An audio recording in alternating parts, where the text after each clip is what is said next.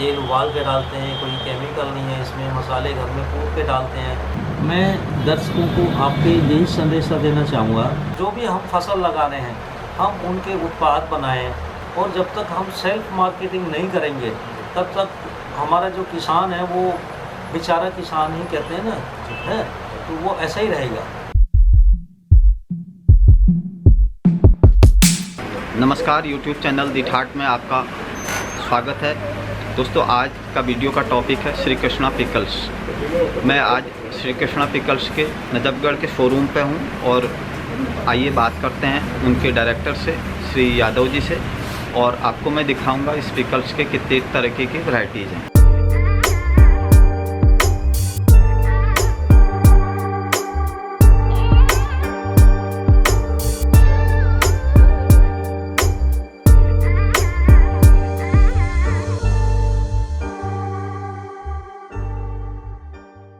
मेरा नाम गोवर्धन सिंह यादव है और हम बेसिकली बुलंदशहर के रहने वाले हैं। हमारे पास गांव में ज़मीन थोड़ी थी, 3 बीघा ज़मीन हमारे पास गांव में है, तो हमारी गुजर बसर नहीं होती थी। तो हमने सोचा कि हम किसी शहर में जाके और वहाँ जाके खेती करें, लीज में खेती लेके।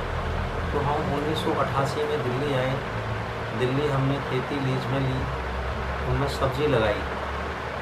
तो हमारे जितने किसान भाई हैं, तकनीकी ज्ञान नहीं होने के कारण हम सब, जैसे कोई भी फसल है उसको हफ्ते 10 दिन के अंदर सभी किसान भाई वो सब्ज़ी लगा देते हैं। जैसे गोभी है, गाजर है, शलगम है, मूली है, तो 10-15 दिन के अंतराल में सभी उसको बो देते हैं। जब वो फसल तैयार होके आती है तो इकट्ठी आती है मंडी में, उसके दाम नहीं मिलते, हमने ये देखा है। तो हमारे साथ भी ऐसा ही हुआ। जब हम सब्ज़ी को मंडी निकाल कर ले गए तो हमारी लागत भी उसमें से नहीं मिलती थी। तो हम बड़े निराश हुए। इससे तो अच्छा अपने गांव में थे, 2 वक्त की रोटी आराम से खा रहे थे, यहाँ और थोड़ा सा कर्जा पानी हो गया है, उसका कैसे करें। तो मेरी जो वाइफ हैं श्रीमती कृष्णा यादव जी, उन्होंने मेरे को सजेस्ट किया है, बोले जी पता करो यहाँ कोई इसका, हम जैसे गाजर का कुछ बना सकते हैं। मेरी दादी गाजर का अचार बहुत अच्छा बनाती थी, तो इसकी कहीं ट्रेनिंग मिल जाए तो मैं इसका अचार बना सकती हूँ। तो हमने यहाँ मालूम किया, तो दिल्ली में कृषि विज्ञान केंद्र है हमारा, दिल्ली में नजफगढ़ में उजवा गांव में। हमने वहाँ जाके संपर्क किया, तो उन्होंने मेरी वाइफ को ट्रेनिंग दी। ट्रेनिंग के द्वारा उन्होंने अचार, मुरब्बा, गाजर का अचार, गाजर का मुरब्बा, गोभी का अचार, मूली का अचार, शलगम का अचार, ये बना लिए। तो फिर हम उसको मार्केट लेके गए। तो मार्केट में लेके गए तो मार्केट वाले कहने लगे, भाई हम तो इतना ये 20 रुपये किलो तो हम बेचते हैं, फैक्ट्रियों से लाते हैं, 10-12 रुपये किलो का तो 20 रुपये किलो हम बेचते हैं। आप बोल रहे हो कि हम 30-32 रुपये घर में लगातार ही हमारा। तो उन्होंने हमारा अचार नहीं लिया, नहीं बोले खुले अचार हैं, हम तो नहीं खरीद सकते। फिर मैंने घर में ला के रख दिया। मैंने अपनी वाइफ को बताया, तुमने इसमें तेल मसाला और लगा दिया, अब इतने सारे अचार का क्या करेंगे, ये 5-5, 10-10 किलो बनाया हमने, इतना तो घर में भी नहीं खा सकते। कहने लगी जी आप हिम्मत मत हारो, और मैं ताज़ा सब्ज़ी निकाल के दूँगी। वो सब्ज़ी रखो, आप रोड के किनारे छोटा सा टेबल डालो। तो हमने सन 92-93 में हमने रोड के किनारे टेबल डाल लिया और वहाँ हमने रख लिया। तो कोई आदमी नहीं रुकता था, कोई एक आध रुक भी जाता, बोलते यार जंगल में कहाँ तुम्हारा ये बिकेगा, बाज़ार में ले जाके बेच लो। तो इस तरीके से हमने वहाँ जब नहीं रुकने लगे लोग, तो पानी के 2 दिन मटके रखे, पानी पीने तो कोई रुकेगा, पानी पीने रुकेगा। तो हमने उसको पानी पीने रुका, हमने थोड़ा सा उसको सैंपल डाल के दे दिया, साहब ये घर में बनाया है, बहुत अच्छा अचार है और इसको खा के देखना, आपका गला ख़राब नहीं होगा। तेल उबाल के डालते हैं, कोई केमिकल नहीं है इसमें, मसाले घर में कूट के डालते हैं। तो जो भी हमने जिनको सैंपल दिए वो 2 दिन में 3 दिन में आते, फिर ख़रीद के ले जाते हैं, बोले बहुत अच्छा अचार है, 1 पाव आधा किलो, जैसे जिसकी डिमांड होती थी। तो ऐसे हमारा थोड़ा थोड़ा चलने लगा। तो जो हम सब्ज़ियाँ बोते थे, तो सब्ज़ियाँ का हम अचार मुरब्बा बना के बेचने लगे, यानी वैल्यू एडिशन करने लगे उनका। तो एक तो डर हमारा ये ख़त्म हो गया कि आज हमने सब्ज़ी निकाली, अगले दिन सुबह मंडी ले गए, मंडी में नहीं बिकी तो वो ख़राब हो जाएगी, किसी भी भाव में बेच के आनी है। हम अचार बना लेते हैं, साल भर 6 महीने वो ख़राब नहीं होता है। सब्ज़ी को सुखा के रख लेते हैं, फिर धीरे धीरे उनका अचार बना के बेचते रहते हैं। तो मैं किसान भाइयों को यही संदेशा देना चाहूँगा कि हम पैदावार बढ़ा रहे हैं। हम जब तक वैल्यू एडिशन की तरफ नहीं जाएंगे, कोई भी प्रोडक्ट लगा रहे हैं, हम गेहूँ लगा रहे हैं, गन्ना लगा रहे हैं और सरसों लगा रहे हैं, तो उसका हम थोड़ा थोड़ा वैल्यू एडिशन करके, और जब तक हम सेल्फ मार्केटिंग नहीं करेंगे तब तक हमारा जो किसान है वो बेचारा किसान ही कहते हैं ना, है, तो वो ऐसा ही रहेगा। तो हम अपने प्रोडक्ट जो भी हम फसल लगा रहे हैं, हम उनके उत्पाद बनाएं। ज़रूरी नहीं है आप अचार ही बनाओ, बहुत सारी चीज़ हैं। जैसे एग्जांपल मैं दूँ, एक महिला ने घर में काम शुरू किया था, आपने सबने सुना है लिज्जत पापड़ देमा नाम से। बिल्कुल। आज उनका विदेशों में कारोबार है और कितने लोगों को उन्होंने रोज़गार दिया है। बहुत सारे ऐसे एग्जाम्पल हैं। तो हमने भी महाशय जी धर्मपाल गुलाटी जी जो MDH वाले, हमने उनकी स्टोरी पढ़ के, हमने उनसे प्रेरणा लेके हमने काम शुरू किया था। हैं वो हमारे गुरु हैं, मार्गदर्शन हमने उनसे सीखा। तो हमें बड़ी खुशी होती है कि भाई हमने उनसे सीखा और आज हमारे से लाखों महिलाएं सीखकर अपना धंधा कर रही हैं, आत्मनिर्भर बनी हैं महिलाएं। तो आज तो बहुत सारे संसाधन ऐसे हैं, YouTube चैनल हैं या कृषि दर्शन प्रोग्राम हैं, या गवर्नमेंट भी हमारा जो है, आज भारत सरकार ने पूरा देश में करीब 750 कृषि विज्ञान केंद्र हैं। तो आप जिस ज़िले में आप रहते हैं वहाँ पर कृषि विज्ञान केंद्र में जाके, वहाँ कृषि विज्ञान केंद्र में जाके कृषि वैज्ञानिकों से संपर्क करें। आप जिस लाइन में जाना चाहते हैं, मुर्गी पालन करना है, मछली पालन करना है, हॉर्टिकल्चर लाइन में जाना है, एग्रीकल्चर में जाना है, या होम साइंस का भी वहाँ टीचर वो होते हैं अपने वैज्ञानिक। तो उनके हमारा आज देश में करीब 750 कृषि विज्ञान केंद्र हैं। हर ज़िले में कृषि विज्ञान केंद्र है, कोई एक आध ज़िले में हो सकता है नहीं हो, नहीं तो मेरे को जो जानकारी है तो सभी जगह कृषि विज्ञान केंद्र हैं। आप जिस ज़िले में रहते हैं वहीं से आप ट्रेनिंग लेके अपना कोई भी काम शुरू कर सकते हैं। यादव साहब, आपसे ये जानना चाहूँगा, क्या आप अचार बनाने की, मुरब्बा बनाने के लिए आप ट्रेनिंग भी देते हैं? और अगर आप देते हैं तो क्या प्रोसेस होता है, कहाँ कहाँ देते हैं? हम ट्रेनिंग देते हैं। आपने ये ठीक पूछा।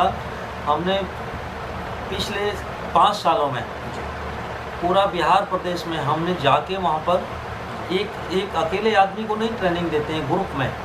जैसे 500 महिलाएं, 400 महिलाएं हैं, जहाँ से भी हमारे को बुलावा आता है, हम अपने खर्चे से जाके उनको वहीं पर ट्रेनिंग करा के आते हैं। 1 दिन का है, 2 दिन का है, जैसे जैसे प्रोग्राम सेट हो जाते हैं तो देश भर में, पूरा देश भर के अंदर हमने ये ट्रेनिंग प्रोग्राम चलाए हुए हैं। हमने कोई NGO नहीं बनाई है कि फंडिंग की हमें कोई ज़रूरत नहीं है। हम तो काम करते हैं और अपना आगे बढ़ते हैं, बैंकों से लोन कराते हैं।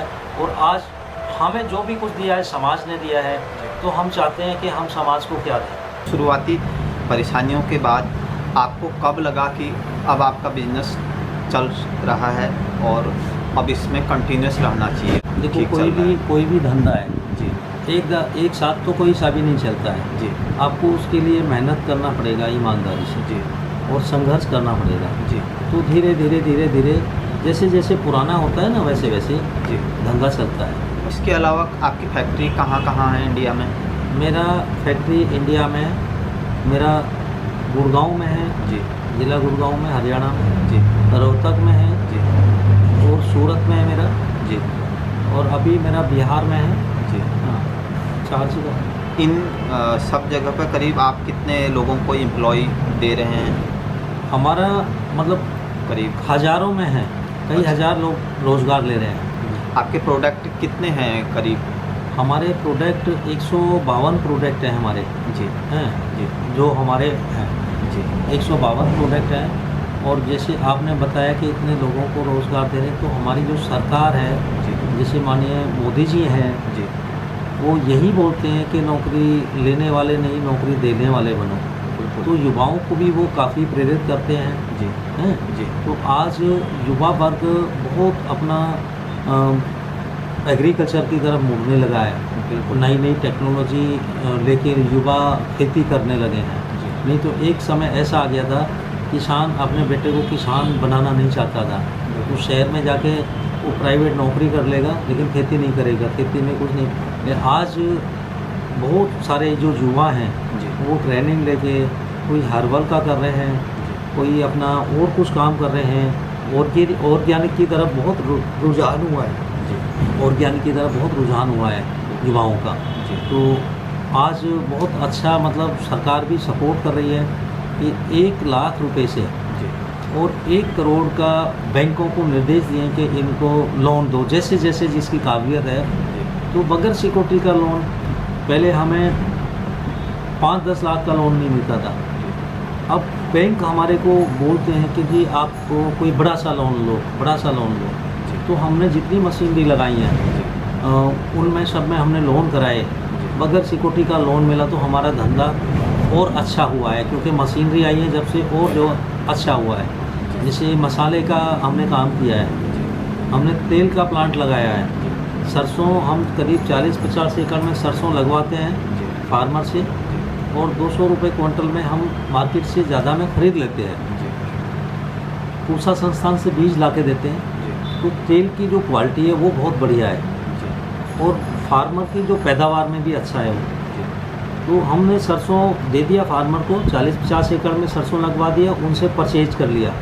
तो हम तेल अपना सरसों का निकाल के फिर अचार में इस्तेमाल करते हैं और मार्केट में भी बेचते हैं। अच्छा इसी तरीके से हमने आटे का किया हुआ है, आटे का भी प्लांट लगाया हमने। तो काम करने के लिए बहुत सारे काम हैं। यादव साहब, हमारे दर्शकों को जो बिजनेस शुरू करना चाहते हैं उनको आप क्या संदेश देंगे? मैं दर्शकों को आपके यही संदेश देना चाहूँगा, और जितने भी हमारे हिंदुस्तान में किसान भाई हैं जो इस चैनल को देख रहे हैं, कि आप, मैंने जैसे पहले बताया, कृषि विज्ञान केंद्र में जी जी हर ज़िले में कृषि विज्ञान केंद्र भारत सरकार ने खोले हुए हैं। जी वहाँ जाके जिस लाइन में जाना चाहते हैं जी उस लाइन की ट्रेनिंग लेके और अपना धंधा शुरू कर सकते हैं। नहीं, बहुत टेस्टी है जी। अभी पिछले हफ्ते भी हम लेके गए थे 2 किलो, जी तो हमको पसंद आई। हमारे पड़ोस में मंगवाई है, जी लेके जा रहे हैं। टेस्ट तो अच्छा है, जी अब हमारे पड़ोसियों को अच्छा लगेगा तो हम और लेके जाएंगे। यहाँ पर ही दिल्ली से तो आ ही रहे हैं, जी और जो भी इस रोड पे चल रहे हैं, नजफगढ़ का, बजगेड़ा, जी और जो जी हमारा ये अचार है जो जी कई जो राज्यों में भी चल रहा है और आउट ऑफ कंट्री भी जा रहा है। अच्छा, यहाँ पर सबसे ज़्यादा जो यहाँ पर आके खुद आकर ख़रीदते हैं, सबसे ज़्यादा डिमांड किस प्रोडक्ट की रहती है? जी आमले की, आम के अचार। आमले का आम का अचार अच्छा, है, आंवले जीत का का आम। है, और जो हमारी ये राय वाली मिर्ची है, हरी वाली, अच्छा ये